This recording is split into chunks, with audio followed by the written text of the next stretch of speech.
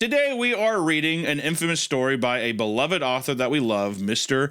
Imperial. You know, what is it? Imperial Collective, or is it Imperial Incentive? Well, invective.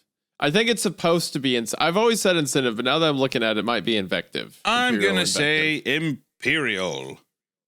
And we also have known as Travis. Yes, he's Travis. Hi, Travis. We've read a couple of his works. That being it breathes, it bleeds, it creams. That's not what the story was called. What was the last one we did? Ensorcelled in the Earth. Ensorcelled in the Earth, which was one of my personal favorites. Basically, like kind of like another Feed the Pig, less sewer slides, but you know, it's that. Yeah. But apparently his most famous story is actually Fleshgait. And both of the comment sections and on the Reddit and stuff, we see people be like, oh, you know, they keep reading this story, but they won't read his most popular story, which is this Fleshgait meme. So today we're going to read Fleshgait. Yes. So if you grew up like I did, listening to like Mr. Creepypasta and a bunch of like creepypasta YouTubers, you've heard a lot of Travis's stories, even if you aren't familiar with him by name. Travis Coleman, by the way, is the author's name. We've talked about before how prolific this guy is. He has, I think it's over 100, maybe not 200, but over 100 like stories posted online. Actually, I think it might be 200 because we looked at that collective image one time and there were just so much stuff this guy's written. Some of his more famous stuff is Ad Nauseam, Ad Mortem, Ad Infinitum, Abraham's Dagger. All of these were like triple platinum on like OG horror YouTube back in the day. And I remember listening to Fleshgait when I was like 12 or 13, and I don't remember the events of it, but I remember I was really scared. So this is definitely this is definitely one of the kind of like OG peak era creepypasta time when this was posted. I remember everyone used to compare the Fleshgait. They would speak of it in the same breath as like Wendigos or the Rake or Skinwalkers, or like weird things that run around in the woods. So this is going to be something that's like a bit of an old monster story. We haven't touched it like a monster story in a second, have we? It's been a minute. I remember we talked about some of the Rake stuff back then, but honestly, that's the last time I can think of. Yeah. Well, I always like a nice monster story. Oh, here it is. Okay, so this image I'm about to send you. Hold on, let me just send you the link. So we'll throw it up on the thing too. So I remember seeing this image going around, and I remember the picture for the Fleshgait on this scared me so bad. Hold on. I don't even think this is... I think what happened is after Travis wrote the story, Fleshgait went on to become its own thing. Kind of like, you know, people started to make stories about it aside from just Travis's original narrative around it. But there's a chart that would go around that'd be like, this is the difference between the Goat Man, the Fleshgait, and the Skinwalker. And yeah, on the thing I just sent you, the image for the Fleshgait scared me so bad. Which is a good sign because I love that people are like, you definitely know that people, the reason that they had those differences, I bet back in the day, were people like, oh, I'm so scared of Fleshgait, but they were actually talking about like the Goat Man or something. Yes. So I bet people are like, no. Because I bet you they all live in some kind of woods. They're all in the woods. They probably all have some kind of goat-like weird form or something like that. But what they do is distinctively different, I think, is my betting thing. So Fleshgait, I mean, there's obviously similarities, right? So, yeah, well, of course. But that's what makes it fun. But I love the idea of someone being like, making a graph being like, don't be fooled. As if it's like a survival guide or something like that. Back in the day, I swear to God, survival guides were so popular. It was insane. Like, I remember when the peak, even when I was younger, it was like the peak time for zombie movies. And there was so many zombie survival guide books, like published works that you could get in like Barnes and Noble, you know, monster survival guides, all these kinds of things. So popular. So I'm ready to take a little stroll back and see how this feels. Also, anytime I get to read, some of my favorite episodes are when you've read it as a prepubescent boy, and then I have no idea what the fuck is going on. And I think that's what's getting ready to happen today. Of course. I think, now, I don't want to misquote. I'm pretty sure Travis is the one that came up with the Fleshgait originally. There is a chance that word kind of existed online, kind of like The Rake, and then he made the narrative out of it. But to my knowledge, he's the only guy that's done any like substantial narrative with it, even if he didn't come up with the term. But I think he came up with the term because I'm looking at his story, and like the most recent ones, like the oldest ones are like 8 years ago, 9 years ago, stuff like that. So yeah, I'm pretty sure it's him. Every time I hear anything gate related, I just think of The Gate, that movie from 1987, which is just a fun little, when you're a kid, super fucking horrifying movie. But yeah, anytime I hear The Gate, it makes me think of that. Yeah, it's this film from like the late 80s, mid to late 80s, whatever. And it's just about like people move into a house, I'm pretty sure. And then like they uproot this tree, like they're getting rid of a stump. And that opens up this fucking gateway to hell, basically. And all these creatures start pouring out. Yeah, and this kid's like, what's going on? That kind of thing. Oh, Mom! And it's like these fucking horrifying things walking around. And everyone, and you know, in typical 80s, 90s fashions, the parents are just like, would you shut the hell up? Of course. I guess I'm going to have to do this myself. It's like a fucking, like an 8-year-old. It's so stupid. But it's awesome. The Gate rules. Anyways, made me think of that. So, all cool. Right. Well, Fleshgate, man, let's get into it. Let me turn off my lights to really set the mood. Oh, thank you very much to everyone who has subscribed to the Patreon. The support over there has been fantastic. Hope you guys enjoyed that exclusive episode. From some of the comments I was reading, it seems you all do. So we appreciate that a lot. And thank you all for your donations of time. Patreon will be linked below if you want to support us. But again, thank you guys so much for the support you've already shown. Yeah, we have a song and an episode up. First episode, be completely transparent, is a bit of a crash out. So sorry about... You know, so we'll just apologies for that one moving forward. But then also, too, just want to take time and say, be sure to check us out on Spotify, Apple Podcasts, and give us a nice rating there. It really does help. So let's jump in. Fleshgate. Fleshgate. Months later, I can remember all of them, down to their slightest idiosyncrasies and quirks. They were my friends, and they're gone now. There's a hole in my life where they were. Sometimes I'll remember something they said or did, and it'll hit me like a ton of bricks. They're gone now, and I'm only left with memories of them. I'm sorry for being maudlin and bringing everyone down, but I think this is the only way I can really introduce my story and explain why I feel like I have to type this out. I think that writing this is the only way I can learn to accept that. I'll try to keep these downer tendencies to myself as I'm writing all this down, but I can't make promises. I know that being the third wheel in a group can be a terrible thing, but I can think of something worse, being the fifth wheel. If you're the third wheel, that makes your group a semi-functioning tricycle. If you're the fifth wheel, you're left as some obscure car from the 50s that no one remembers or cares about. Imagine not being able to follow the in-jokes and shared history of one couple and multiply that by 2. Getting stuck as the fifth wheel is twice as bad. That was the frame of mind I had as we all piled into Ian's car to go to the Gila National Forest for our hike. I will say that being the fifth wheel is one of my favorite things ever. I love that. It's an act of terrorism, first off, being invited as the fifth wheel. So anyone who is there has to say, you're all now a part, like you have to suffer. And I take inside jokes, and then not only do I pretend that I kind of know what it is, but then I will tell you an inside joke from a person that is not there. And it is going to be hostile. It's going to be a complete takeover of the conversation to where I will not be invited in this situation again.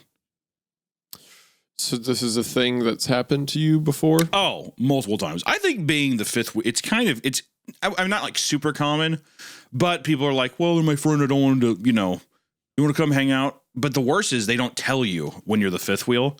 They're like, hey, we're going to go get drinks, or, we're going to go do this. XYZ, and then they just kind of throw it on you. And then you just show up there. I see. Exactly. And then it becomes a complete and total fucking takeover. Have you purposefully entered into a fifth wheel scenario before? Oh, never. You knew? Never. Okay. I would never go. Right. I would never go into hell, willingly. It's always it is always against my better judgment. I feel like that happened to me a couple times where I was probably with Kayla, but a friend's like, hey, you want to go out or whatever? And I'm like, sure. And then I show up and it's him and his girlfriend. And I'm like, well, now this, why am I here? Like, this is weird. Well, you didn't even let me invite mine. What are we doing? Yeah, that's the worst part too. Is whenever you go to, you basically like go like, hey, we're gonna hang out and do like let's just say we're gonna get dinner and go play pool, have some drinks, hang out. You're like, oh, that sounds like a good time. And then she doesn't tell you that it's with like the friend that's like the worst, like the most boring friend with her boring fucking husband or girlfriend or whatever it is. And then you're like, oh, again. Thank you so much for that. Yeah. At that point, then it becomes a hostile takeover because then they're referencing all kinds of shit that I have no idea, but I will pretend. And it's just very petty. It's all very petty. And I recommend that's what anyone does. If you're ever put in that situation, laugh at every joke hard, way too hard, belly laugh, chortle. And then always follow it up with, you laugh, you do, and you do, yeah, 2 yeahs. Yeah. No, that makes me think of this. That's my favorite thing to do because it's so gay, dude. There's nothing worse than having someone do, yeah. No. Following up with no. Yeah. No. Actually, that reminds me of the this thing. You go into a deal. People don't know what to do. They get thrown for a fucking loop, dude. I'm glad you have all of this mapped out. This is a really big deal to you. Sorry for that. No, it's okay. You can talk if you need to. This is like a deal. So anyway, the Gila National Forest is in New Mexico. It's 3 million acres, 2.7 million acres. It's the 6th largest national forest in the United States. Isn't that cool? That's awesome. Isn't that neat, Hunter? I love that. It's really cool. Okay. Forest, I love that. That's cool. Anyway, also while I looked at it, it looks like this story was posted 2016. But the post I sent you earlier, that's the chart, is 2025 or 2020, or sorry, 2015 or 2014. This feels like a 2013 story kind of thing. Yeah, I think it was posted here 2016. I feel like Fleshgait's older. So maybe then, similar to the Rake, the name Fleshgait existed, then Travis just made the story that became popular, basically.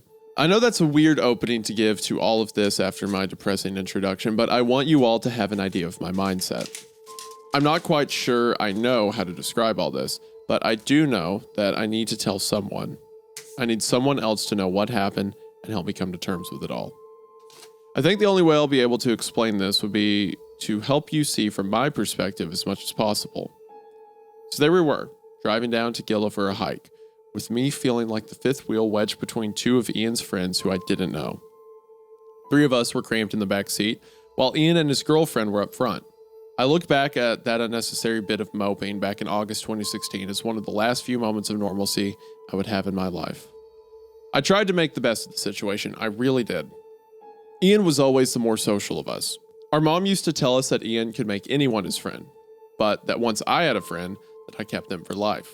It was one of those parental platitudes that was given to reassure a socially awkward child that there was nothing wrong. Unfortunately, it would take me almost 19 years to learn that that wasn't true. Instead of taking my therapist's diagnosis of social anxiety disorder following a breakdown after an office get-together as a means for seeking treatment, I used it as an excuse to cloister myself off from the world. I stayed in my apartment when I wasn't working and told myself that I was just doing what was best for me. Of course, Ian decided that that wasn't healthy and convinced me to go on a weekend-long hike with him. It wasn't, this is actually insane because I'm preparing to go on a big hiking trip myself, so there's an entire tent set up behind me right now. Really? In my room. If I had the capability, I would crawl into the tent for this video, but I feel like the camera would not reach down there. But this is perfect setting. It wasn't until I showed up at his house at 6 a.m. on Friday after taking the day off work that I saw that he had invited others along. I think he saw it as a means of getting me help and breaking me out of my shell by introducing me to his friends. Unfortunately, though, with Ian's extroverted nature, he didn't realize that I liked being in my shell. It was comfortable. It was safe. A turtle doesn't like being broken out of its shell. It dies. After a brief introduction where I caught no one's name except for those I already knew, my brothers and his girlfriend Jessica, Due to morning grogginess and the rushed greetings, we packed up the car and left for our hike. It took 3 hours of mostly awkward silence for us to reach our destination. Ian tried to make conversation, but my short responses and the other sleepiness killed them off fairly quickly. I will say it seems that our narrator is a loser a little bit. Yeah, our narrator fucking sucks. He just refers to himself as a fucking turtle, dude. That, and also the fact that Ian's being like, so, how things? Playing any games lately? And he's just like, not really. No. Yeah.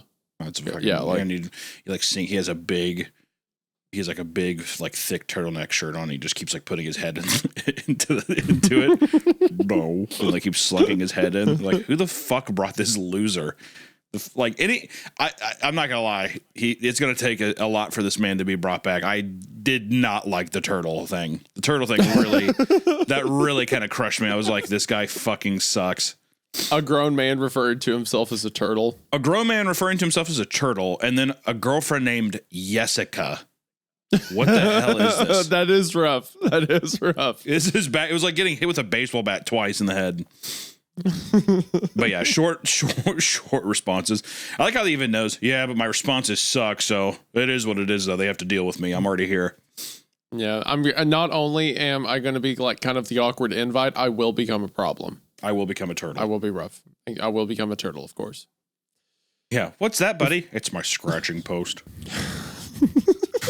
He's like a couple brims like fucking nailed to a tree, and he keeps rubbing up against him. Do you want to get drive-through? No, it's okay. I got it myself. He has just like a bowl full of tomatoes and just starts like biting them. He's just eating raw cabbage. Yeah. But he's like reaching down, like he's holding the bowl up to his neck, but reaching down with his head to like bite off pieces of it at a time. Yeah, doing that nice turtle thing where they open their mouth real wide and they stick out their tongue. They do. Yeah. Yeah, that's what he's doing right now. We got to bring him because he's the turtle mutant and he'll protect us. My mom said that. My mom said the turtle kid won't. He's been like looking at us and he just feel bad. I mean, he can come on the hike. Right, Mom said that if we. Yeah, bring the turtle kid. Mom said if we don't bring him, the turtle kid will shoot up the school. Yeah, the mom said that turtle kid's been pointing a gun at the front of our house for the last 2 nights. Come outside. So we keep saying no one's around. Come out here. You rule, turtle kid. Did you ever watch that movie, Master of Disguise? Yes, please do not go into the Turtley Club thing. But you know that, right? Yes, I fucking know. Okay. Master of Disguise. God, dude. Okay. Do you know the best piece of movie trivia ever about that film? While they were filming that scene. 9/11 happened, right? 9/11 happened. Yeah. As he was doing the "Am I not turtly enough for the turtle club?" For the turtle club. So someone alerted them on set, and they held a moment of silence while he was dressed in the turtle outfit. Dressed as a giant turtle person, holding his head down. Do you think he stayed in character? Is he a method actor? He's like, oh. Wait, what? Can you turn on the news so I can see?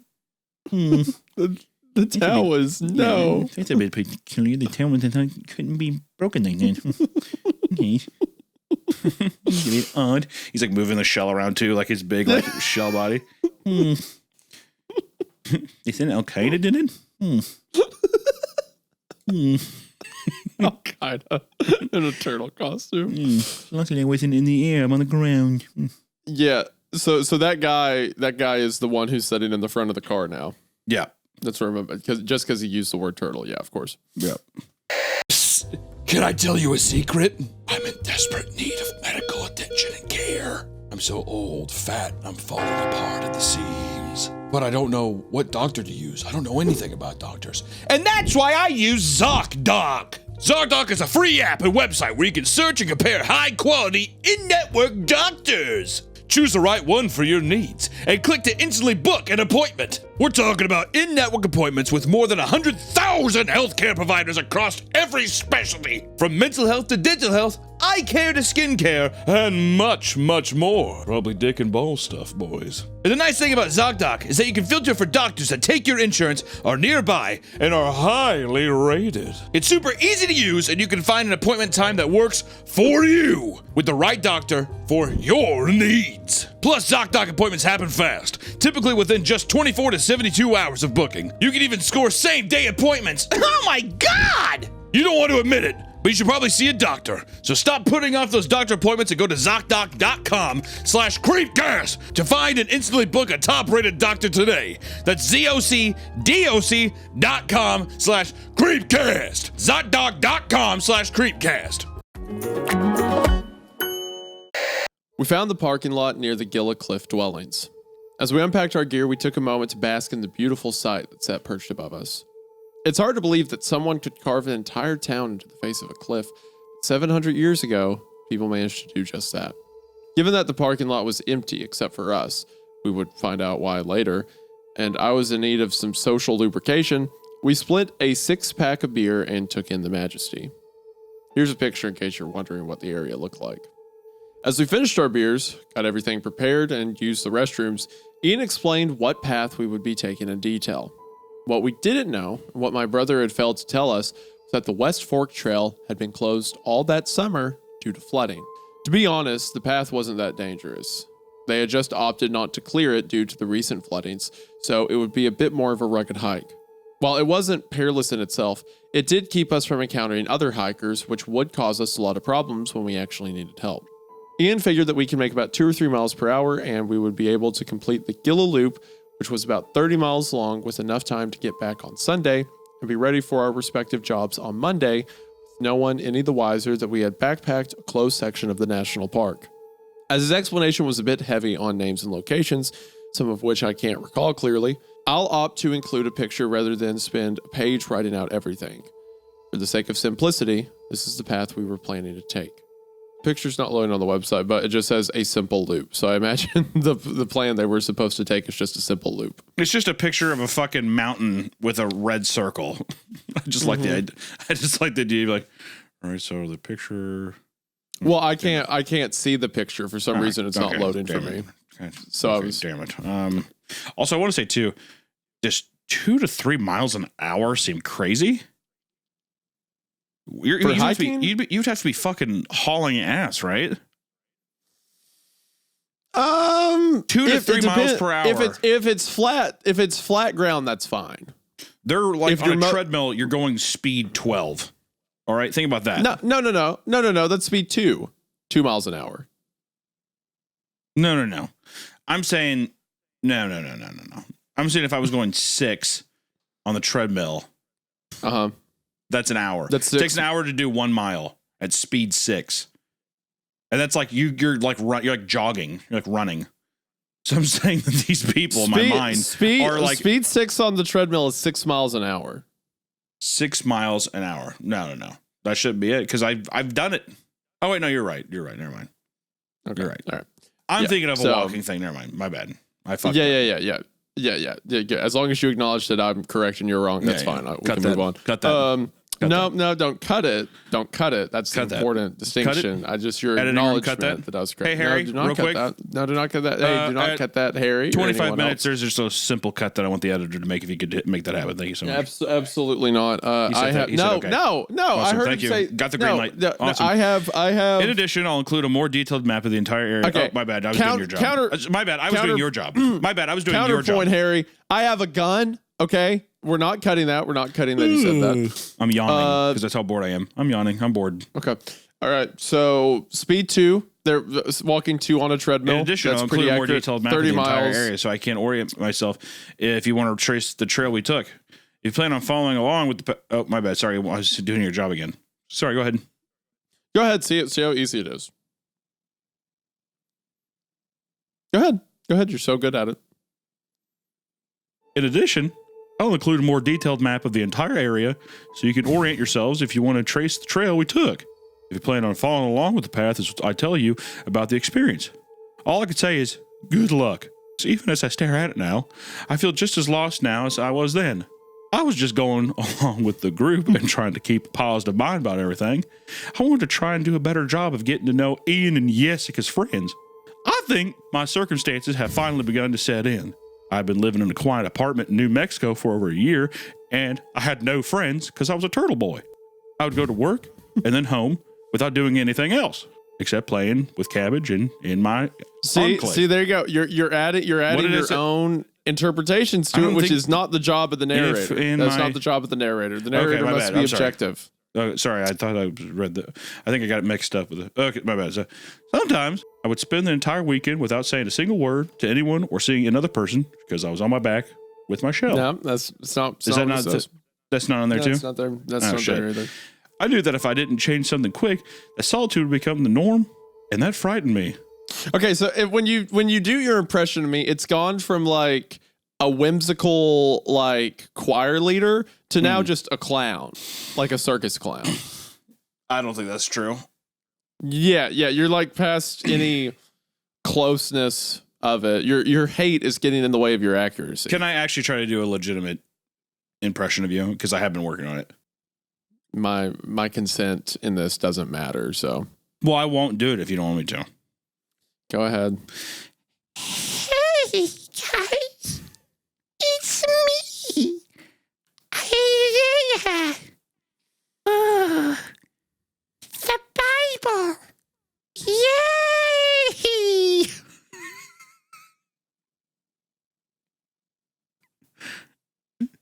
Is that...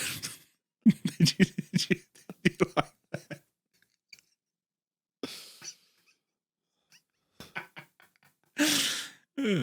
I never noticed how much you sound like Gypsy Rose, which is just it's funny is I thought you were being legitimate, and then the moment I heard what decibel you were in, like what scale you were at, yeah, it's like Gypsy. It was like, all right. I'd be curious. I need to know if you murdered your mom. Is your mom still with us? Yeah, she's still alive. On her. I wonder if I can take that on face value though from a person like you. Maybe. Yeah, she's still alive on her.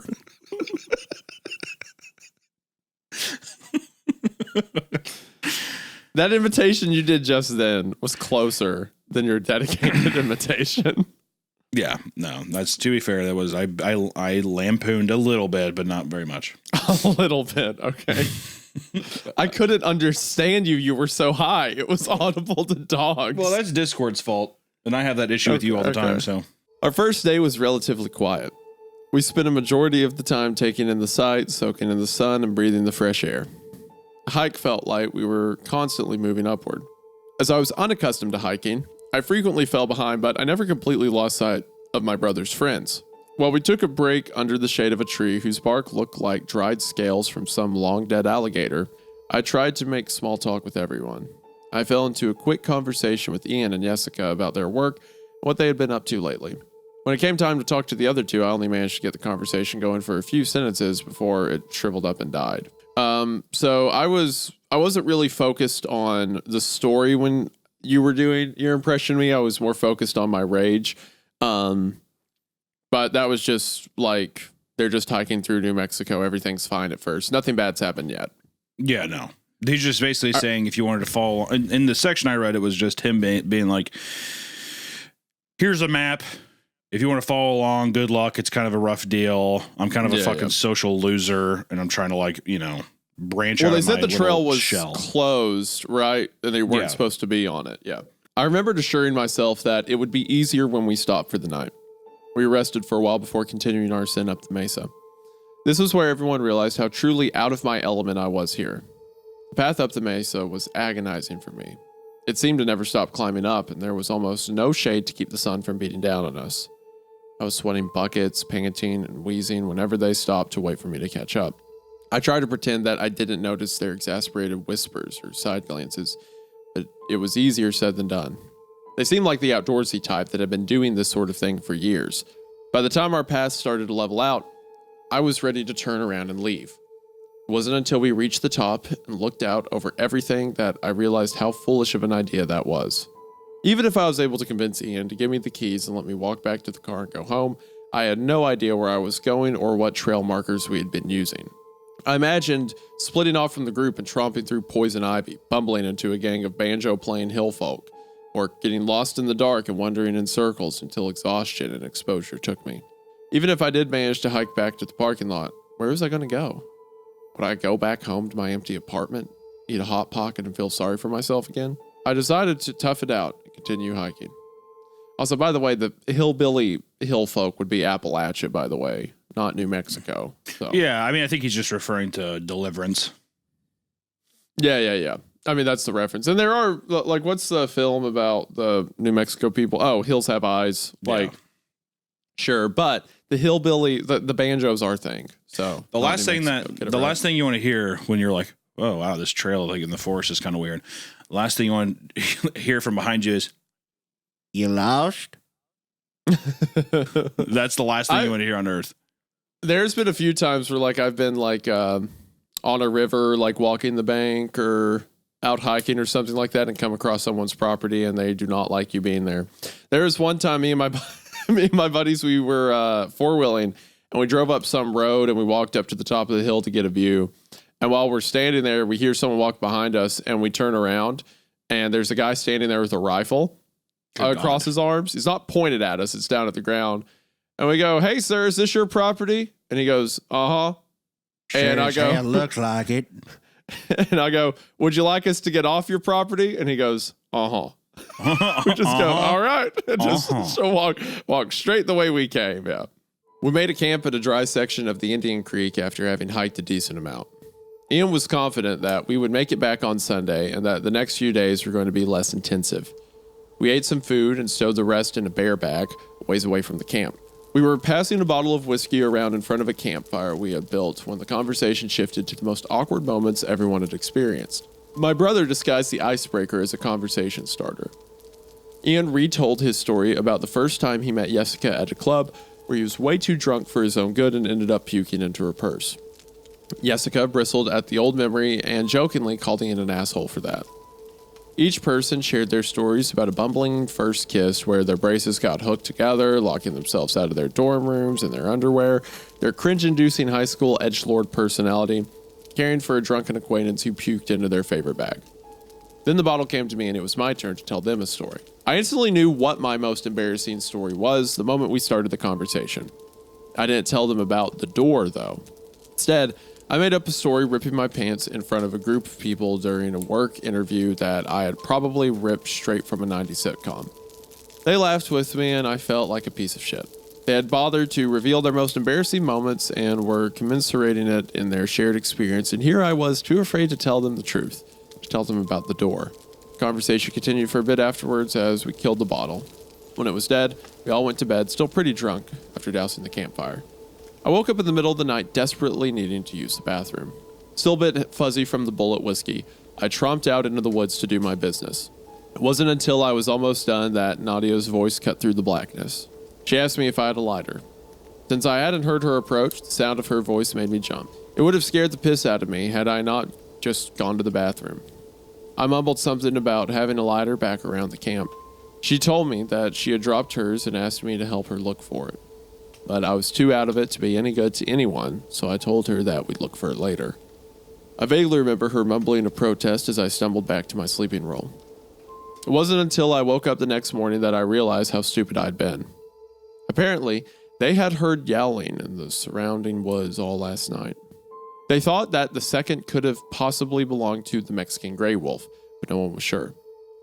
Ian knew that they inhabited the area but were very uncommon. I paled at the thought of being mauled by a wolf while out peeing in the middle of the woods. I decided next time I would wake up Ian before going out into the woods to answer the call of nature. Packed up a while later after a light breakfast and continued on our hike. The second day was a little better. The overbearing sun I suffered under previously was hidden behind heavy clouds. We crossed a number of rivers as we followed the 157 to 279 junction.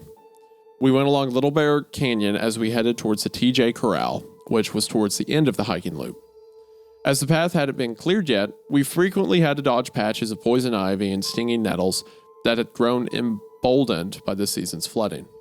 I fared much better on this hike, and despite nursing a slight hangover, I felt like I was doing a much better job of getting around with my pack and clunky boots my brother had loaned me. We made camp around midday and purified some water from a nearby river, boiling and adding iodine tablets to them, as the last section of our hike didn't really have many opportunities for potable water. I think that maybe our encounter last night with the yipping and yowling wolves had added a bit of seriousness to the hike, that there wasn't as much joking around or conversations this night. We talked a little bit, but mainly just had something small to eat while we stared into the campfire. Ian and Jessica were the first to call it for the night. I stayed up with the others for a bit, but we were mainly silent. The other two slowly went off after a bit, and I decided to enjoy the warmth a bit longer before getting ready to go to bed for the night. Just as I had finished dousing the fire, I remembered Jerry coming up to me and asking for the map. He told me he wanted to plan out the rest of our trip and that there was a spring nearby that we should really visit that wasn't too far out of the way. I grabbed the map from Ian's pack and gave it to him before turning in. I woke up the next morning to the sound of Ian rustling around his bag. He sounded angrier the longer he searched. He knocked mess kits into each other as he peered deep into the pack for something he was missing. Frustrated that he wasn't finding the item he was looking for, he turned the bag upside down and dumped out everything. He was practically ready to tear out his own hair, and it seemed like he had spent the entire morning looking for that one thing. Wanting to know what was up, I walked up to him and we started talking. He asked, Hey man, you see the map anywhere? I can't seem to find it. Where's Jerry? I gave him the map last night so he could map out a little detour on the trip so we could visit a spring. Why don't you ask him? He probably knows. It was then that Ian said something that changed everything. Jerry? Who are you talking about? Do you mean Oliver? Don't tell me you thought his name was... No, I'm talking about Jerry. Tall guy, kind of lanky. You're joking, right? He looked confused for a few seconds and made a questioning sound like a really old computer trying to process something moments before it catches on fire. The pieces clicked into place and Ian shouted, Who the hell is Jerry? getting the attention of everyone in the area. Some guy asked you for a map in the middle of the night and you just gave it to him? You handed our stuff to some random stranger you met in the woods? I tried to explain myself and tell him that I knew Jerry and that he did too, since I remember hiking with him the day before, but I couldn't find the words to convey that point. It was here that Jessica stepped in and asked what was going on. Ian vented vitriol. How fucking stupid are you, Evan? Some random guy named Jerry comes up to you in the middle of the night asking for our shit and you just give it to him? Jesus Christ. We need that map to get around smoothly since the trails out here haven't been cleared. Ian shouted for about 15 minutes while everyone became aware of our situation. Jessica managed to calm him down enough so we could figure out our next move. While we weren't completely screwed, as Ian had memorized a large portion of the trail markers, it was going to be a lot harder to navigate the necessary junctions to bring us back around to our car. Packed up all our stuff, making sure that the guy hadn't taken anything else, and we left. The entire hike, I could feel Ian's eyes drilling into me. The last time I had seen him this furious was just before he got into a fight with Aaron Fredlinger and beat him to a pulp. He got suspended for a week, and Aaron got a black eye, busted lip, and never said anything about our mother again. Each time we came across a break in the path, we spent a few minutes while Ian tried to remember where to go. The fact that the trails had been closed and the paths were overgrown only served to make everything more difficult. I think that's how we made a wrong turn and began wandering on the faint trail. I don't actually know if that's where it went wrong since we didn't have the map at the time, but that's my best guess. Further away from home and safety. Towards midday, tensions had reached a critical point. Ian frequently mumbled things that would make a sailor blush, while Jessica tried to hide the fact that she was close to crying. Oliver attempted to lighten the situation by telling everyone that we just had to follow the compass and we would get home safe and sound. Oliver's girlfriend didn't say much. She just stared quietly at her feet as she walked. I think she had the right idea since Lucas was constantly misplacing his footing and slipping. He looked like he had downed a fifth of vodka and was now trying to walk home on a tightrope while being randomly shocked with a cattle prod. The realization twisted something deep down inside, made me want to throw up. I stopped walking and began talking to Lucas. What's going on with you, man? Ian, still pissed at me, took this opportunity to vent a bit. Huh? What are you talking about now? Lucas is bumbling and twitching all over the place. Don't be a dick, man. You know he has an late-stage multiple sclerosis. We told you before the hike started about... We told you before the hike started... Oh my God! We told you about... Whatever. We got it. We told you before the hike started about his condition. There it is. Jesus fucking Christ. I hate myself. Such a fucking idiot. The whatever's so funny. Like, Put a bullet, they'll get it. I just fucking put me down. God damn, dude. They've heard it enough times. They'll know what it says. Worthless dog. That's all I had. God damn, dude. So, no, you're not. I love you. We love you. It's okay. It seems like Jerry last night, for some reason, Evan thought that he was a part of the group. Maybe it tricked him into that. Maybe that's what it means by I couldn't find the words at the time. Like when the quote unquote Jerry walked up to him, it gave this, it like filled in his memories to be like, oh yeah, Jerry, we know that guy, long enough for him to get the map. But when he's gone, it's like, who was that? I can't figure out why I gave that guy the map, you know? Yeah. Well, I mean, that would be fucking horrifying, first off. Yeah, the guy. That is like, what are you talking about? Like, that'd be insane. I also like that the story, which I'm getting kind of sucked in, but I do like that the story's kind of taking this like Blair Witch stuck in the woods, you know, don't know really how to get your way out kind of vibe. I always love that. Trapped in a maze that's a forest is just super fun. Also just so scary. So it's so easy to do, you know? Yeah. This is also very Goatman. You know, kids in the woods, like some strange person. Like you know who that guy is, right? You recognize him, right? Well, I do like the difference, at least with Goatman. It's like it's kind of cabin in the woodsy, you know, like it kind of reminded me of like an Evil Dead kind of vibe of stuck in the woods, imposing force, trying to break its way in. But you know, a story like this out in the open, you've already interacted with something you don't know, that kind of vibe.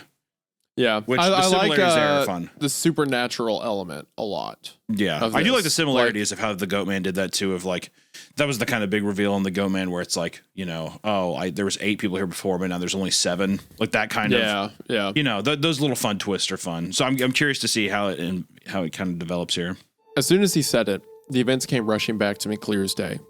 I recalled Ian pulling me to the side and telling me about his friend's diagnosis and how this was likely going to be his last opportunity to undertake a long hike like this, so he had to help him move slowly. I remembered watching him scramble up the trail and thinking about our own mom and her illness. It brought back bittersweet memories of birthday wishes given to us from hospital beds, infusions with disease-modifying therapeutics. Alan 2's... You know what? Someone smarter than me can read that. They got it. Put it up. Flash up on screen. Alimtuzumib lemtrada. And hearing her sob quietly to herself in the middle of the night when she thought we were asleep. Guilt flooded over me, and I stepped forward to apologize to Lucas when it happened.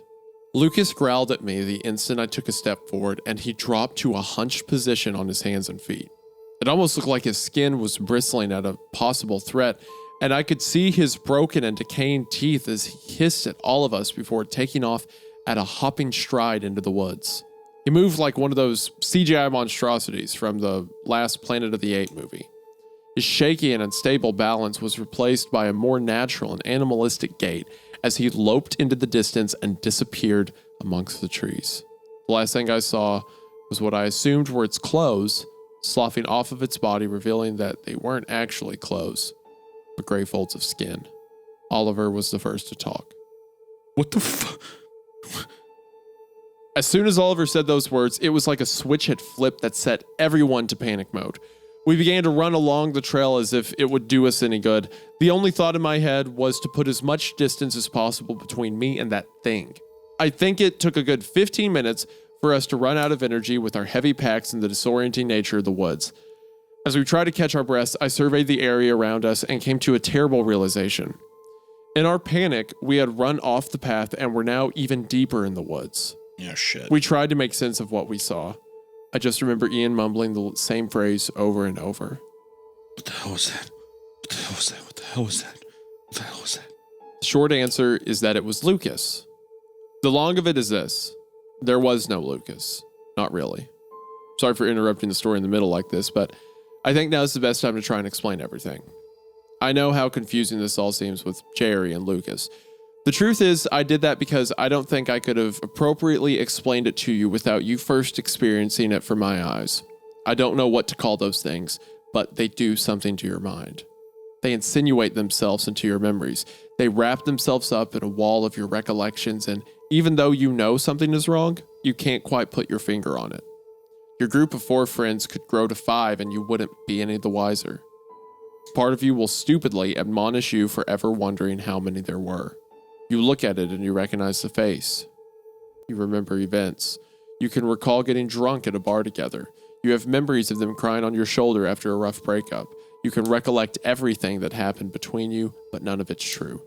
I don't know how it does it. Crawls into your head somehow and makes you see things in a way that benefits them. It can mold memories, but can't mimic human movement. It walks on 4 claws, not 2 feet.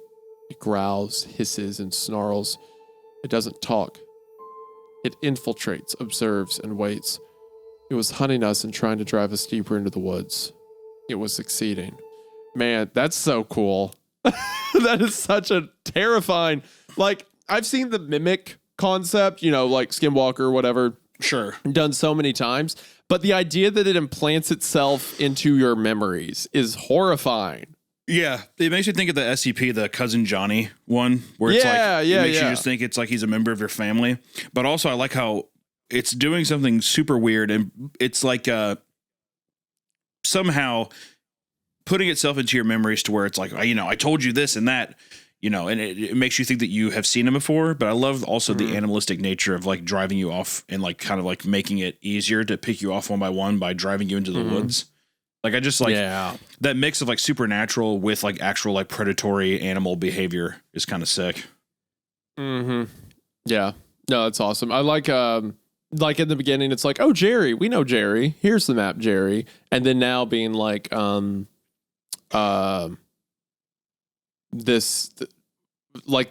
person's been there walking all day and it's like, oh, you remember he had multiple sclerosis. This was his last hike, like all these fake memories, but it's like countered by him walking, like the way a dog, when it's up on 2 legs, tries to walk, where it's leaning side to side. It doesn't know what it's doing. That's such a freaky image. That's awesome. We never really reached much of a conclusion about what that thing was, but we did reach a consensus that we had to get out of here as soon as possible. I watched Ian as he looked around the forest and came to the same realization that I did. We were lost. He didn't tell the others. I think he realized that panicking would only get us in more trouble. Instead, he told us to follow him. With the shock of our encounter setting in, we could do nothing but follow his lead and hope it all worked out. As we walked, we could hear the sounds of distant animals yelling and calling out to each other. The terror of our situation deepened as the others whispered that those were the same noises they had heard the first night out in the woods. Whatever this thing was, it was following us and calling out to other things in the area. At the time, I couldn't stop thinking about one of them barreling out of the underbrush and sinking its black and rotting teeth into my neck before the rest of the group could react. I remember brushing the thought off and mentally reassuring myself that there were 6 of us here, and we had only actually encountered one of those creatures. If violence was needed, we outnumbered them. Wait, didn't he say there were 5? Yeah, he's the 5th wheel. Yeah. I mentally reassured myself, don't worry, there's just 6 of us. Ruh-roh. Yep. As the day pressed on and we seemingly wandered south in an attempt to pick up another trail that would lead us back to the parking lot, I couldn't help but shake a nagging feeling in the back of my mind. It felt like I had forgotten some important fact that I should have never forgotten about. It wasn't until Oliver mentioned his wish of being back in the car that Jessica stopped dead in her tracks. We all turned towards her, but knew what was coming the second she asked. We only took 1 car down, right? Ian snapped, more fearful than frustrated. Of course we did. Remember how cramped everyone was in that tiny-ass Prius with all our camping gear smashed in the trunk and on our laps? What about it? Jessica went white, as if this were the first time that Ian had ever raised his voice to her. She paused for a moment before asking, How many of us are here right now, and how many does your car seat? Ian's car sat 4 people comfortably, 5 uncomfortably, and there were 6 of us out in the woods at that moment. Everything happened at once. Ian swore. Oliver's girlfriend gave a half shriek and a half gasp, while I looked wide-eyed from person to person, trying to figure out which one of us didn't belong there. Sarah was the only one who managed to say something, and that was... She hadn't finished her words before her jaw popped open. I don't mean that it dropped open like she was astonished at something. It popped open as it dislocated from her face. The space between her lips was a massive, sickly pink void of inflamed gums that was at least half a foot wide. She looked at us with dead and dull eyes as she slowly raised a twitching hand up to her jaw and tried to lock it back into a more human-esque appearance. She popped it back into place with a hollow-sounding squelch of meat and bone shifting as if nothing was wrong about what had just happened before she tried to speak again. Ian was the first to react. He stepped towards the failed facsimile of human and swung his walking stick at her face while bellowing, Get out of here! She hopped back from the attack in a sloppy motion and landed on all fours. Her body shuddered as if an electrical jolt had passed through her as she slowly backed away from all of us while facing Jessica the entire time. She hissed at us one last time before retreating deeper into the woods with a convulsing lope. It took a moment for all of us to regain our composure before we continued walking while trying to look in every direction at once. I remember Oliver rambling as we walked. He kept asking, although no one was responding to him. Did you see how it moved? You ever see one of those documentaries about mad cow disease? That thing was twitching and moving like one of those infected cows. What the hell was that thing? Was it a person? What kind of person could do that to their body? I tried to talk to it. He rambled for hours before we had to stop. We had to tell him to shut up because we were worried about that thing hearing us, though that really wasn't the case. Wham stopped talking because it only served to scare us further. Besides stopping for the night, none of us actually slept. We sat around a campfire and listened to the sound of high-pitched whining and yelping coming from all around us. It seemed like any time I actually got close to falling asleep, the call would start up and jolt me awake. We spoke in hushed whispers and tried to figure out what they wanted with us, even though none of us really wanted the answer to that question. The hours dragged on almost endlessly before dawn broke and we continued our hike. We spent Sunday hiking around and trying to find a familiar sight. Without any real sense of where we were and where we were going, our only hope was to stumble across another hiker or find an area with a high enough vantage point that we could survey the entire area. Fortunately, any elevations we climbed didn't afford a good view of the area, and it was extremely unlikely we could find another hiker due to the fact that the trail had been closed and wasn't cleared. Even if we did, what were the chances that we would trust them and could be certain that it wasn't one of those things? Midday through the day, Ian whispered to me, Count the people wearing backpacks. One of them is with us again. I casually looked over my shoulder and noticed that one of our group was walking without any gear. They trailed behind us, but were still in our vicinity. They moved slowly, but didn't show any of the jerky movements of the previous two. The thought that it was learning to mimic our movements unsettled me. Without really thinking, I shucked off my backpack and approached the imposter. Before they knew what was happening, I shoved them as hard as I could. The instant my hands pressed into their shirt, I felt something slick and warm give way like the outer layer falling off of a rotten mango. Their shirt slid off their body into my hands, and I quickly realized it was their skin. The thing was actually naked, but gave the appearance of clothes by altering the color of its almost translucent skin. I dropped the swath of tissue that had sloughed off it and impacted the ground with a wet slap. The creature toppled backwards and began yelping. I can only describe the sound like this. Imagine getting out of your bed in the middle of the night to go to the bathroom. As you're feeling your way through the darkness to get out of your room, you step on your dog's tail. Imagine the startled yelp of pain and the shock that comes along with it. Now focus on that emotion you felt when you heard that noise, that sudden surprise and guilt. In reality, the sound it made was nothing like a hurt dog. It just reminded me so much of a wounded pet that I can't differentiate the sounds. Here's the worst part. I shouldn't have felt bad. Those things were stalking and tormenting us. They were likely hunting us, and I felt bad for harming it. I shouldn't have felt bad about it, but it wanted me to, and so I did. That's freaky. Yeah, that's a weird. That's like for a creature being able to put that mind fuck on you is crazy. Almost like it instantly gives you like a Stockholm syndrome kind of thing. Well, yeah. Why did I do that? You know, that kind of like weird. It's like you're already kind of almost loving to it. Like you care about it. It's so fucked. Mm-hmm. You're being attacked by a monster in the woods, but you feel bad because the monster wants you to feel bad for it. Exactly. That's freaky. The thing writhed on the ground on its back for a few seconds, making a pitiable noise. It reached back with its arms and pushed itself upright on its hands and on the balls of its feet. Its joints popped wetly and its muscles and bones adjusted to fit this new position. It crab crawled away while shrieking the entire time as Ian pursued it with his walking stick, hoping to catch up to it and cave its head in. It wasn't until the thing and Ian disappeared from sight that I realized that the shrieking wasn't coming from the monster, but from Jessica as well. It was trying to mimic her response. With Ian gone and Jessica's screams possibly drawing more of those things to us, I decided that I had to do something. I stepped forward and wrapped her up in my arms. She was shaking like a leaf in the wind. I stroked her hair and whispered that it was over. Well, this is a little too intimate. And whispered that it was over. She managed to choke out something about its face. All I could make out was that something was terribly wrong with its face. She calmed down as I told her that everything was going to be all right. I didn't believe that myself, but it was the only thing I could think of that might bring her comfort. Ian returned fuming that the monster escaped, and I awkwardly broke off the hug. Ian didn't say anything. He just started walking after, motioning us wordlessly to follow. We continued following him, hoping that he would find the way, but knowing that he probably wouldn't. 6 hours later, we settled down for the night. It felt like we had been going in circles all day and made absolutely no progress. For all we knew, the thing could have been tinkering around with our memories and convincing us that familiar landmarks were new and luring us deeper into the woods. I didn't tell the others, but I think I knew what those things wanted with us. They wanted to lead us deeper into the woods. They were trying to force us to exhaustion, and when we were too weak to defend ourselves, they would descend upon us and eat us. Oliver was right about that. If that thing is similar to us in any way, then those twitching spasms were likely some sort of prion disorder that came from eating humans. After eating some jerky, since we decided against having to fire and drawing more of them to us, we reached the conclusion that we would have to sleep in shifts. I volunteered for the first watch because my insight into the monster's behavior had robbed me of any desire to sleep. The others went off without so much as another word.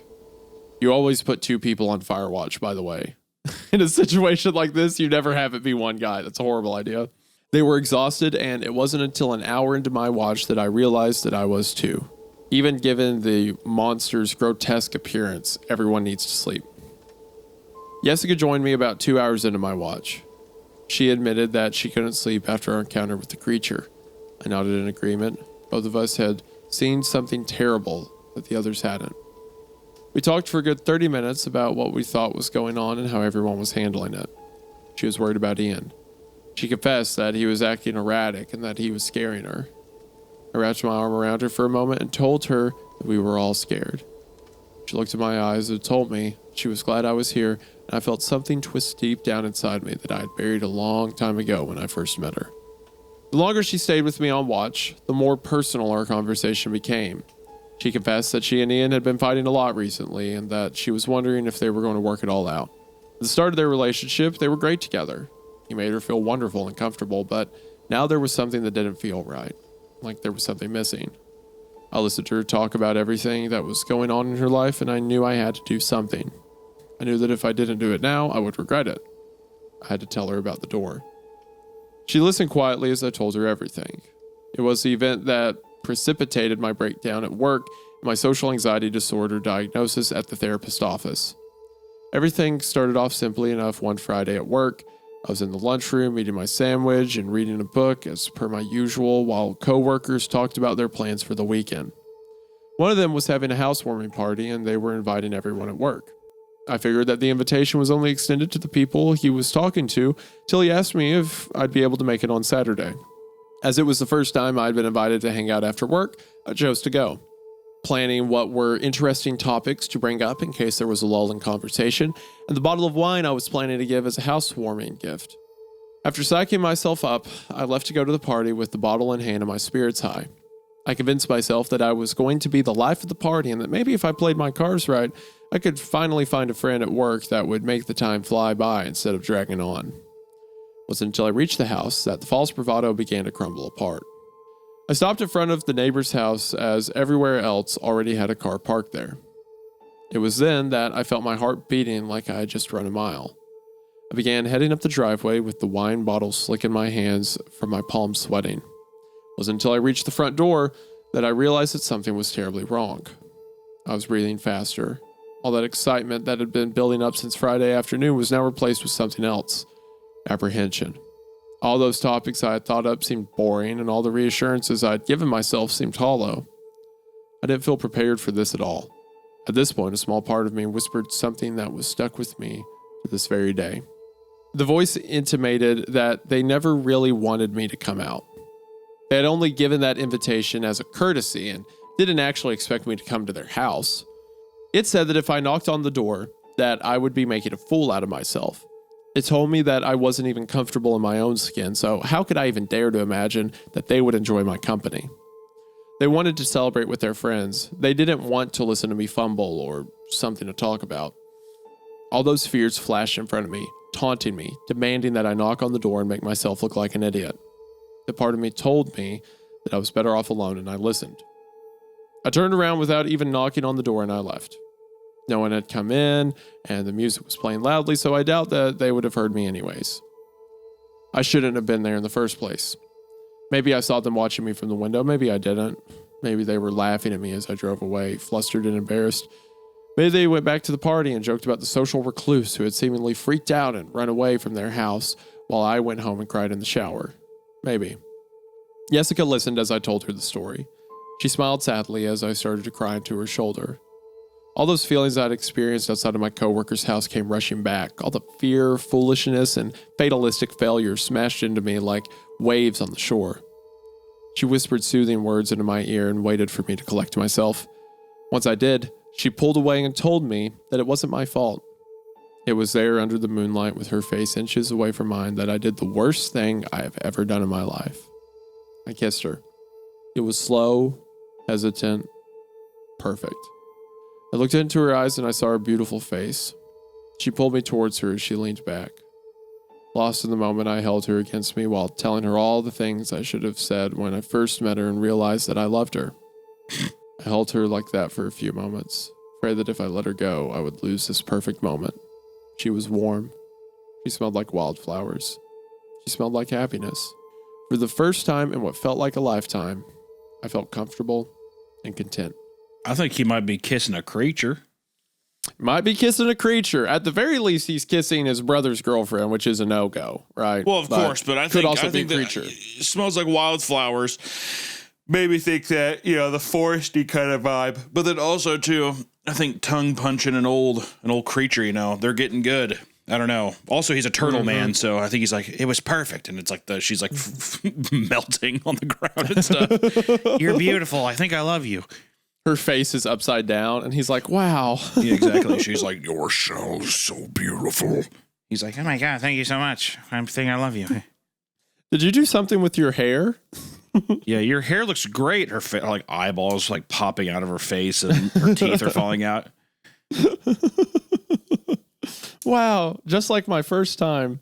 I don't know when I drifted off, but I do remember waking up in the love-drunk excitement of the previous night. I didn't think once about Ian or the consequences of my decision. I only thought about Jessica and the feelings that I had tried to keep buried for so long. What I did last night was a beautiful mistake. I convinced her to cheat on him with me. I needed to tell him before the truth came out. I needed him to understand how I felt. I needed to apologize. I got up from the ground and stretched. Jessica was gone. I said, yeah, you're so right. I assumed she had gone back to her sleeping role in the middle of the night.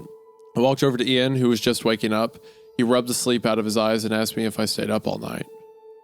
The words bled out of me, and once they started, I couldn't stop. I don't know what happened, man. We were just talking one moment, and then the next. Oh, Jesus. I didn't mean for it to happen. I love you, man. I wouldn't do anything to hurt you. It just happened, and now I can't take it back. Jessica's cry of surprise cut me off before I could go any further. Both me and Ian turned to the sound of her distress, and we knew instantly what had happened. The backpacks with our compass, food, and water had been stolen. I knew. Damn, dude. It knew. Yeah. Blinded. What? I was just saying, blinded by some monster pussies. Crazy. Mm-hmm. And then the others stole this everything. Feels so real. He's yeah. rubbing her boob, and it just it cracks like an egg. It's falling off. Exactly. It's like, wow. He's like, whoa, naturals finally. This is just like the movies I watch. This is just like the turtle girls that Mom told me about. It knew. Don't you see it, damn it? It knew that we could identify it without a backpack. And it couldn't shape its skin to take the appearance of one, so it stole them away from us. Now the next time it wormed its way into our group, we wouldn't be any the wiser. Jessica and I never talked that night. Jessica had never left my brother's side that night. They had zipped their sleeping rolls together. She didn't open up to me about her worries, and I never actually kissed her. I poured my heart out to a thing wearing Jessica's skin while it was in my arms, as it implanted memories of conversations never shared into my mind. I confessed my truest feelings to an ersatz entity masquerading as a person. I felt sick. Yeah. Do you think that that's the monster? terrifying. Do you think the monster was like kind of like smooth talking a bit? Oh, for sure. 100%. It's trying to buy time, so it's going to say whatever it wants to hear. Is that a banana? Is that a banana in your pocket, or are you just happy to see me? I think turtles are Jessica. cool, actually. Oh, Jessica. Yeah, I think I might just be happy to see you. Oh, that's awesome. That's so sick that you have a big old dong. And he's like, my turtley senses are tingling. I don't think it's weird that you're a turtle at all. As a matter of fact, I think it's cool. I think it's cool that you paint your boner green. Have I told the turtle story on this podcast before? I don't know, dude. I don't know. You're following this up after I just said you painted your boner green. Just keep that in that's mind. kind of relevant. That's kind of relevant. Oh my god! How the fuck is that relevant? Okay, go ahead. so my wife's a vet, right? Wow. So she a vet that she worked with in a clinic for a while was working at a clinic in downtown New Orleans. Right. And she was sitting at the front desk, just whatever, slow day. And as she's sitting there, there is a giant window on the front of the storefront. And at the right side is the door to come in. And then from around the left side of the building, she sees a homeless man who is carrying a visibly dead turtle. Like it's like rotted, like the bones and stuff like that.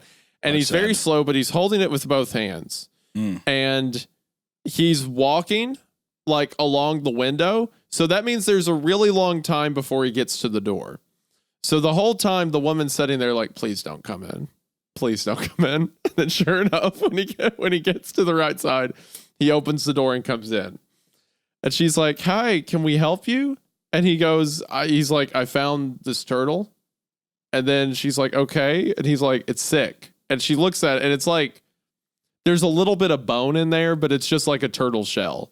Yeah. And she was like, I don't think we can do anything for it. And the whole time, by the way, she assumes he's wearing shorts because he's wearing like he has like a long trench coat down to his knees. Isaiah, please don't tell me that this man is fucking the turtle.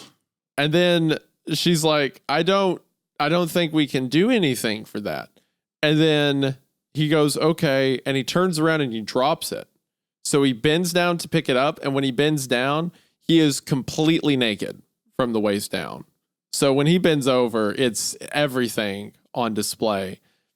And he picks up the turtle and he walks out. So me being terrible. Sorry if you saw my dick and balls. They're in the wash. Well, okay, me being terrible, right? Because this is clearly a mentally ill man who, was probably in his mind trying to help a turtle.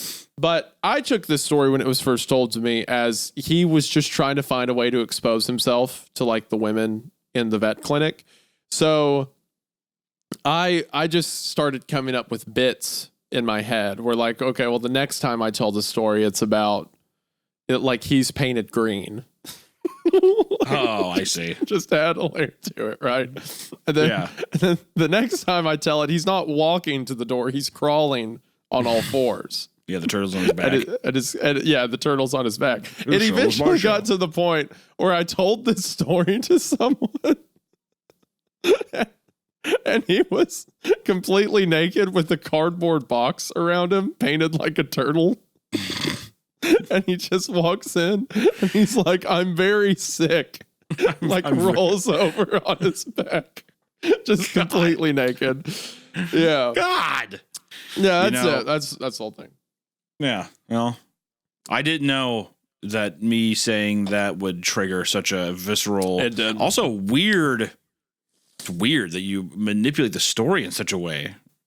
I hope the people that you've told all these different versions of the story to are are like, wait, what? That was a lie? Or like, you know what I mean? Like, they're like, wait, what do you mean? He said it so sincerely. Hopefully you said it so sincerely that it doesn't read like a joke either. Yeah, I don't know. I'm really afraid. I think everyone I told it to was a close friend who, like, I told the actual truth later, but maybe I didn't. Maybe someone out there has the wrong version of the turtle story. It's just all intimate members of your family. You told one to your dad, your mom, and all kinds of stuff. The original one's completely true about him being naked, bending over, stuff like that. Yeah. But me making him into a turtle where the bit is he is the sick turtle so that women at vet clinics touch him. That was me adding that to it. So yes. That's sick. You're a disgusting man.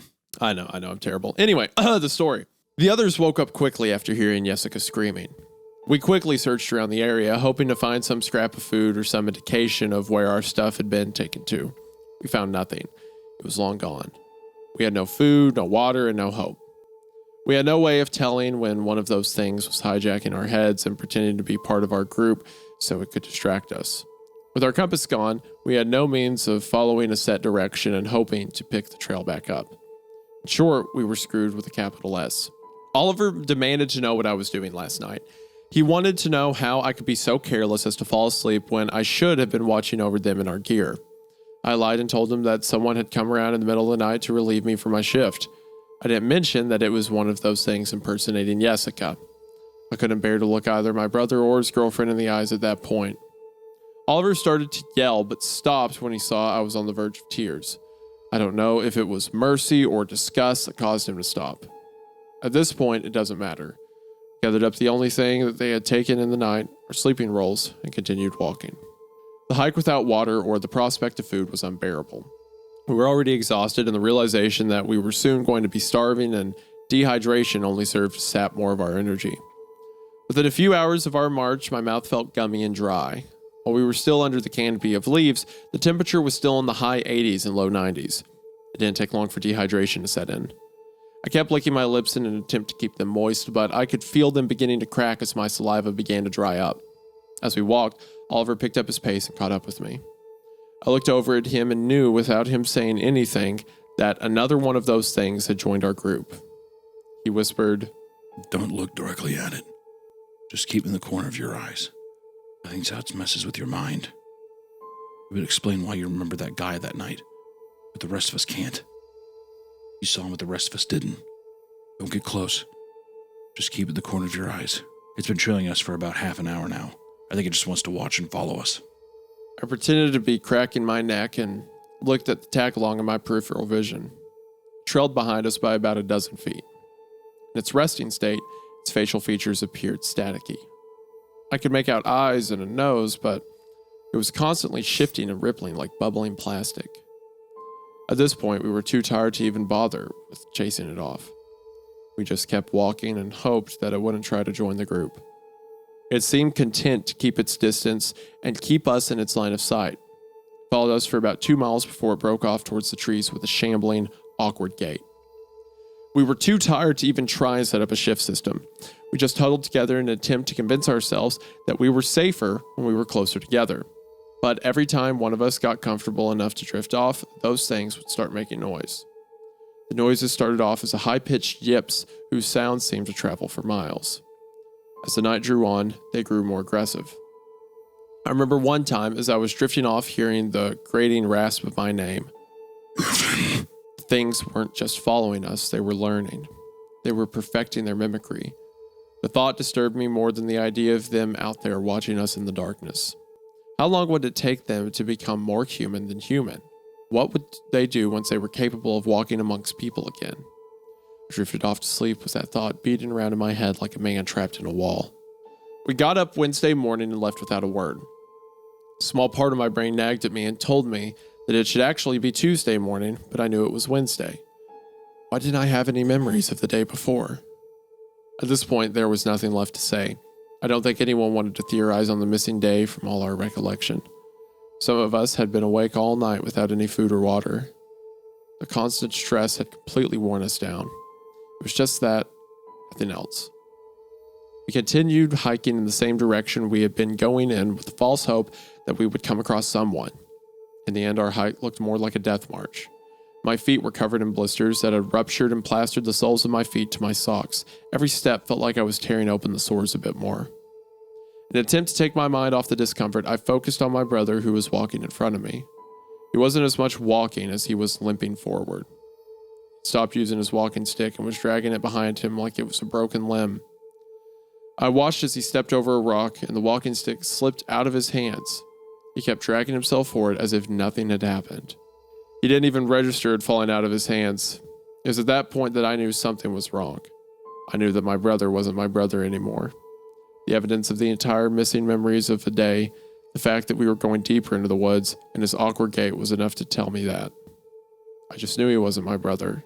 Not anymore, my brain told me. I quietly picked up his stick as I passed it. Amy went to call out to him to ask if he was all right, but I shushed her. I was so sure that one of those things had replaced him and was now leading us deeper into the woods. I realized that I'd only have one chance at this. The instant it knew what we knew, it would try and run away. All it would take was one good swing to the back of its head, and we would be able to take one of those things. The sturdy stick had a bit of weight to it, about 5 or 6 pounds, enough to crack open a skull if it was swung hard enough. I began walking faster while trying to avoid the underbrush that might give away my approach. The thing wearing my brother's skin continued lipping forward as I drew closer. I waited until I was within swinging distance before raising the walking stick above my head. My heart was beating in my chest and my palms were so sweaty that it felt like the stick would slide right out of my hands. I kept on moving forwards, completely unaware of what I was about to do to it. I whispered, I'm sorry. Just before I swung the walking stick down with all my strength. Ian turned to face me as he mumbled groggily. Sorry for what? My muscles locked and I stopped mid-swing and the stick stopped just inches away from his face. He blinked in surprise before muttering. Evan, what's wrong? His voice sounded distant and empty, like he was in between a waking and sleep state. It was then that I knew the extent of his condition. He was pale and looked like the slightest breeze would blow him over. He wasn't one of those things. He was delirious from dehydration, sleep deprivation, and starvation. The walking stick fell out of my hands and bounced on the ground next to us. Dragging my tongue across my lips and I felt I was licking sandpaper. I whimpered. Jesus, Ian. I thought you were one of those things. Oh, God. I'm so sorry. He didn't react to my apology. He just turned around, continued walking in the direction we were going. Amy just watched everything unfold numbly before she started following him. Amy's a new character, right? 100%. I think Amy's just a made-up name. Yeah, because there should just be 3 of them now, right? No, because I still have the other 2. I thought it was Evan, Oliver, or Evan, Ian, and Sarah. Or Jessica. No, Jessica. Sarah was one of the monsters. And then there's Yeah. Oliver and his girl. Okay. But I don't know if her name's Amy. I can't remember what her name is. Anyway, Oliver shook his head sadly, but he didn't look any better. His eyes were glazed and his lips were cracked and red from rubbing at them. I watched my brother shambling forward and it reminded me of one of those old voodoo movies where someone is put in a trance and forced to walk until they die from exhaustion. His mouth hung open and he moved like he was being dragged along on puppet strings. I picked up the walking stick and began to follow them. I wondered how long he had left in him and what any of us could do if he just fell over and stopped walking. I wondered how much longer any of us had. I don't know how long we walked. Everything melted together in a muddled malaise at the time. I remember the sun setting and rising, but I can't recall how many times, even though I tried. I remembered a muddled melange of sleepless nights and wakeless days. I remember losing my footing and tripping a few times, but I barely felt it. The third time, I didn't even realize I was laying on the ground until Jessica stepped on me as she was passing by. There was no apology. She was too far gone to recognize what she had stepped on. I dragged myself to my feet and felt lightheaded, but continued putting one foot in front of the other. Fifth time I fell, I wondered if it would have been better to just lay down and wait to die. An excited yawp behind me from one of those things drove me to my feet. It wasn't until we bumped into the sign for Little Bear Canyon that I realized how close we were to salvation. The post for Little Bear Canyon also had a branching sign that pointed in the direction for TJ Corral, which was only a few miles from where we started at the Gila Cliffs dwellings if we walked along Route 15. Ian was heading in the right direction and we were almost home free. In my excitement, I began calling to the others to let them know that the inn was near. I looked around me and shouted. Jessica, Ian, Oliver, Heather, Amy. I know where we need to. The words died on my lips as I counted the names and realized it wasn't over yet. The others kept moving as if they hadn't heard me talking. The imposters shuffled alongside us. For once, it was easy to identify them. I don't know whether or not they had let down their guard after seeing our conditions, but this one was obvious. She moved slowly, but her movements didn't convey her exhaustion. Everyone else was sweating and looked like the walking dead, but she was fine. I waited for her to get close enough to follow the trail the others were going down before I raised Ian's walking stick and growled. Turn around right fucking now. I can see you. She turned around slowly. I felt my heart skip a beat. She looked almost exactly like Jessica, except for a brown tinge to her hair. She could have been her twin. I knew what it was planning before it even opened its mouth and asked. What are you doing, Evan? Don't call me that. What are you rambling about? Please move out of the way. We're almost safe from those things. I know what you are. Heather turned white at the realization. She began speaking quickly. I'm not one of those things. Please, Evan, you have to remember, there were 6 of us. Those things want us to think that there was only 5 so they can take one of us without the others caring. Those things don't want us all. They only want the weakest one. Please, let's go before they catch. Shut up! I raised the walking stick in my hand and brandished it at her. Think about it, Evan. Do I move like one of those things? Do I speak like them? That should be enough to prove I'm human. No. Ian's my brother. Jessica's his girlfriend. I'm your girlfriend. I sat on your lap in the car ride. Please don't kill me, Evan. I love you. Don't you remember? Evan, I love you. I love you. I lowered the stick that was in my hand as memories bombarded me. I had met her one night when my brother forced me to go to a club with him. Heather had been sitting at the bar all night drinking after a particularly bad week. It wasn't until she tried to stand up and fell into my arms that we actually talked. I remembered lazy Sundays in bed watching cheesy B sci-fi movies. I remembered holding her close to me after making love and hearing her whisper sweet nothings into my ear. I remembered our life together. I rasped. Heather, I'm so sorry. I didn't know. She cooed. Evan, it's not your fault. She went to touch me and I sprang back like I'd been bitten by a snake. The instant I heard those words, I knocked. The stick caught her unaware in the side of her face. Okay, there we go. Yeah, started swinging. Man, that's so scary that it just like floods your mind like you don't know anything. Man, I felt her jaw give way under the sudden force of my attack. She burbled through broken teeth. The second strike dented her temple as the temporal bone shattered. She kept trying to talk, but it was too late. Too much damage had been done. That door was shut to me now. I kept swinging the walking stick down her head until it splintered and snapped. I looked up from her twitching body and saw my brother watching me in horror. Heather, oh my God. I spoke through gritted teeth and regarded him with red-rimmed eyes. Come on. We have to go. He went to keep talking, but I walked past him. I didn't want to explain it to him. He eventually ran ahead, invigorated with the prospect of finding rescue on the road. I looked behind me one last time. Last thing I saw was one of those things dragging away Heather's corpse. It looked emaciated and half mad with starvation. At that very moment, I wasn't afraid of the thing. Just felt pity. Whether or not it forced that emotion on me, I'll never know. I turned away and caught up with the others on Route 15. We were on the road for 15 minutes before we managed to flag down a car and an ambulance was called for us. The doctor said that our prolonged exposure to the elements, combined with our starvation and dehydration, triggered the auditory and visual hallucinations we experienced. It's a typical response you'd be given after hearing our half-dead ramblings about creatures warping their flesh and our memories to drive us to the brink of death so they could prey on us when we were at our weakest. We spent almost a week there while receiving treatments, recounting our horrific experiences, and then subsequent psych evaluations before we were released. At our discharge, the doctors told us how lucky we'd been. Most people don't spend almost 10 days lost in the woods and live to tell the tale. I wanted to talk to the others about it. I know for a fact that I can only recall about 7 of those 10 days. Why do I have these massive gaps in my memory? Why do I sometimes remember things that never happened? Could never have happened? Why do I remember smelling wildflowers in my muddled memories? I tried to broach the topic with the others. Ian and Jessica refused to talk with me about it. They insist that this was all a byproduct of the trauma, malnourishment, and sleep deprivation. It's not. I don't really know Oliver or Amy, so that's off the table too. I just want to forget I refuse to forget. Here's the thing. I still remember Nadia asking me to help. I still remember Nadia asking me to help her find her lighter. I recall staying up late and talking with her by the campfire while she smoked like a chimney. I can recite Jerry's terrible puns that he'd make about almost everything, and Lucas's determination at hiking this trail while slowly succumbing to the effects of his multiple sclerosis.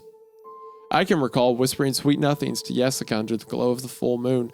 I can still envision that moment clear as day, even months later.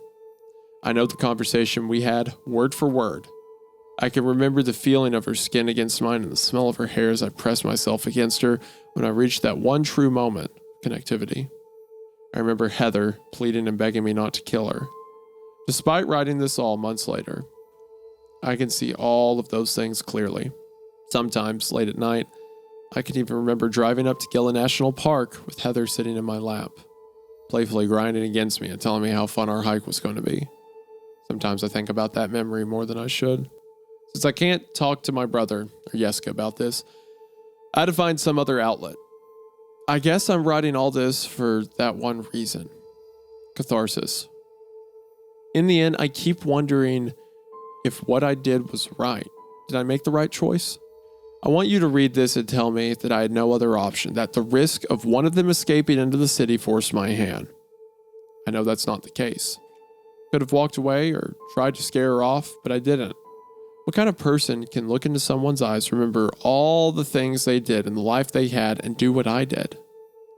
Who can have all those memories, still beat someone to death? It doesn't matter if none of it was real, because in that moment, it was to me. Who can look at someone and feel such love for them before you kill them? The answer to that question is simple, now that I ask myself aloud. I just don't like the answer. Evan. What a nice ending. It's interesting. That That's was the fun. End. That was dope. That's the end of Fleshgait, a classic. That was fun.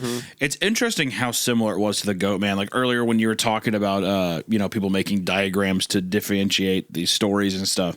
If you read all these at the same time, it would be easy to be like, to mix them. Because there was even, even in the Goat Man, I don't know if they were probably all playing on each other, the same way that like, all the Jeff the Killer stuff, how all those have like similar tropes and stuff.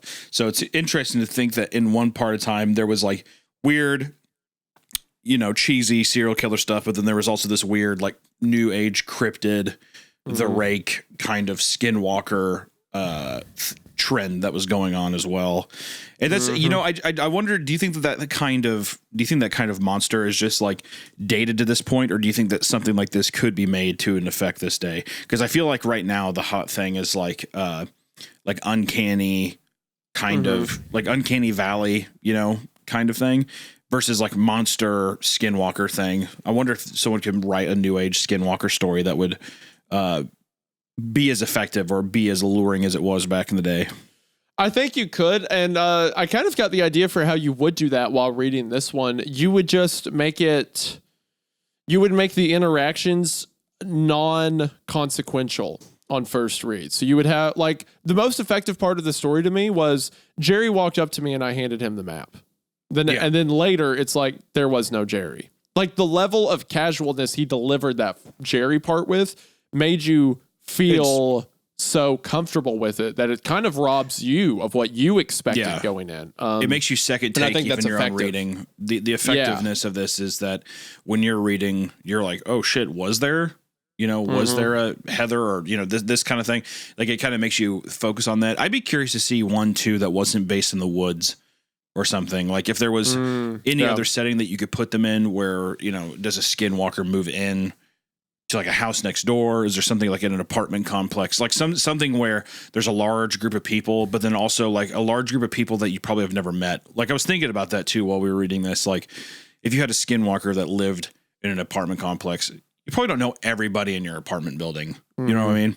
So that'd be a fun, effective way of like, can you trust the people that are around you that go in and out of your building every day? Who knows? Stuff like that, I think would be. It's a lot also of fun. What I really like about the story, I do have to say, out of like the Goat Man stuff like that, this is much better written.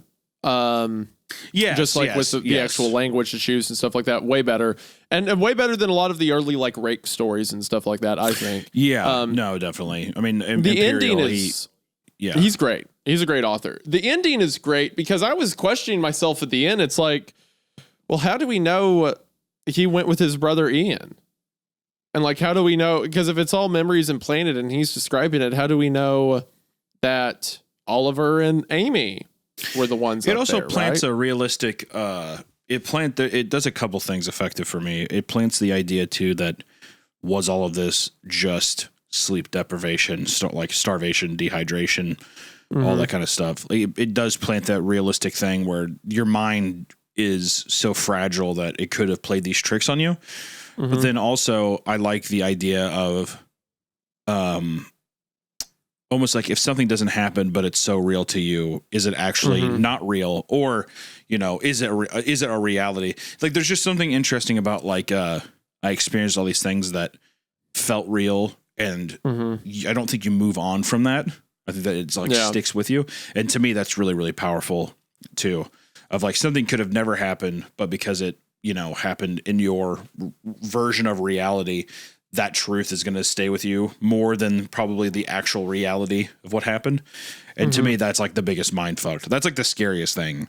Awesome memories being formed that never happened, and you have to like almost come to terms with that, like it's fake, but it's like it's the horrible truth that you don't want to accept. To me, that psychologically is the scariest part of the story for sure. Yeah. Yeah, I like the, it's like, regardless if it was real or not, that was my girlfriend. For every sense of, my mind, that was my girlfriend, and I beat her to death on the side of the trail. So what does that say about me? Like, even if that was the technically correct move to do, because that was a mimic, we think.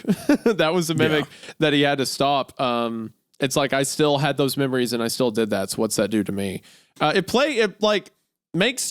takes like the kind of mimicry monster angle and makes you ask questions about yourself, like, well, would I have the capability, even if I knew something was fake, to do that to it? Yeah, could I kill if I believe? Do I really trust myself enough? And that's another thing too, is self-trust.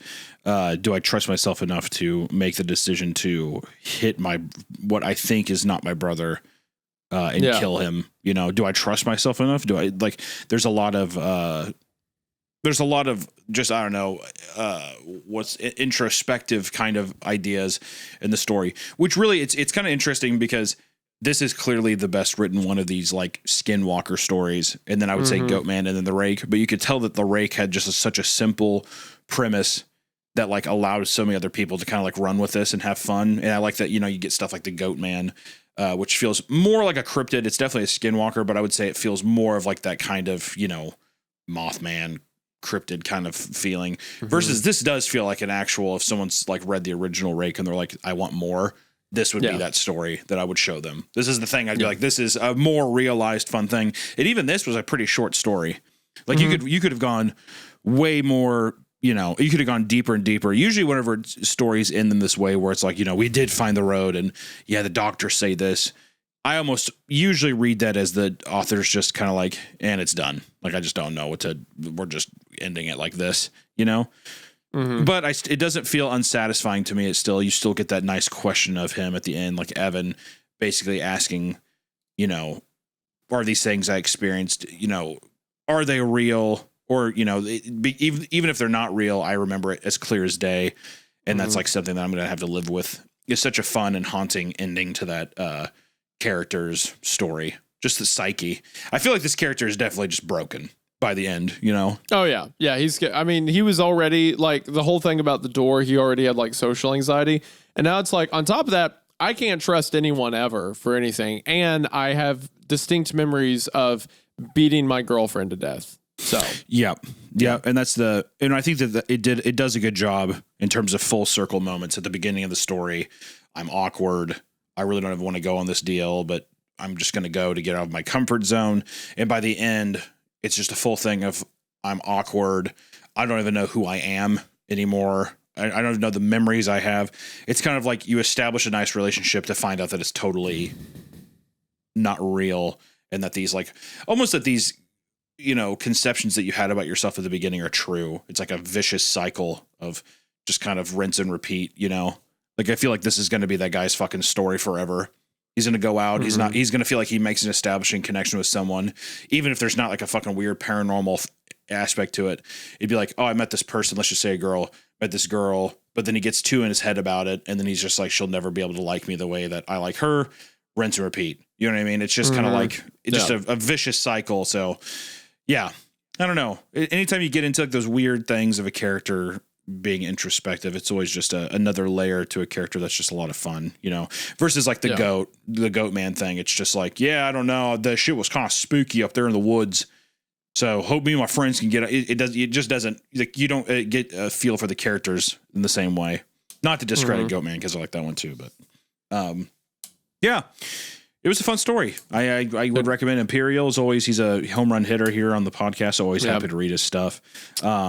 Thank you guys for whoever was listening to this on Spotify or Apple Podcasts, all that jazz. And thank you for our Patreon supporters. Thank you so much. Of course. Be sure to sign up if you want extra stories, extra content. You know, we've been planning a lot of fun stuff there, so be sure to check it out. Other than that, I hope you guys have a great rest of your day. Don't get lost in the woods, and you know, bring plenty of water, or just don't go camping. Don't go hiking. You know, stay in your apartment. Play video games. They won't hurt you, I swear. You'll be fine. Trust me. It'll be okay. No, thank you guys so much for the support. Again, check out Travis Imperial Incentive. Oh, I keep saying incentive. I think it's invective, but I'm going to keep saying incentive because I'm wrong. Travis at the link in the description. All of his stuff's awesome. If you enjoyed this, he's got a ton of good stuff. This is also one of his earlier stories. So the guy's insane. So check him out. Thank you to everyone on the Patreon. Thank you for the support. It means the world. And we hope you guys enjoyed. Thank you. Don't you say we will see you in the next one now? Okay, you already stopped recording. Hold on, I can do a Hunter impression. We will see you in the next one. And then I make some quip about the episode. Don't beat your girlfriend to death, haha. And then I say bye. So bye.